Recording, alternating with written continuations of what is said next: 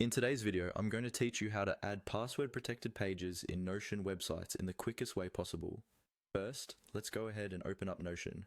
You can either use the desktop app or navigate to the Notion website in your browser.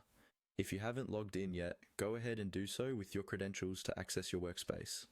Once you're in, you'll be greeted by the main dashboard, which organizes your pages and projects. Now, focus on the left-hand side of your screen. This panel displays all your existing pages and sections. Click on the page you want to protect. This could be a new page you're creating or an existing one you want to add a layer of security to. Basically, this is where all the content you want to protect with a password is stored, so make sure you are on the correct page before proceeding. Next, you'll want to look for the three dots located at the top right of your selected page. Clicking this opens up a menu with several options that pertain to page settings and additional functionalities. It's like the command center for customizing and handling the technical aspects of your page. Within that menu, keep an eye out for the option labeled as lock page or similar. It might appear under a security section or simply as a toggle switch.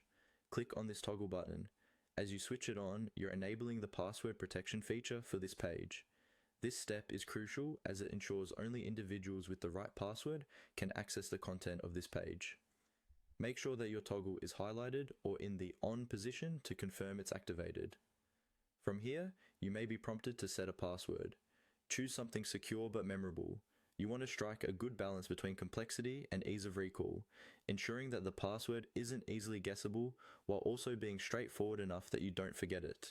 Once your password is set, anyone attempting to access the page will need to enter this password, providing an extra layer of security for your important or sensitive information. And with that, you've successfully learned how to add a password to a Notion page.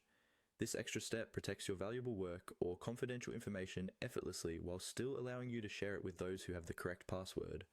Remember to keep this password stored safely or share it with trusted individuals only. Thanks for following along and happy organizing on Notion.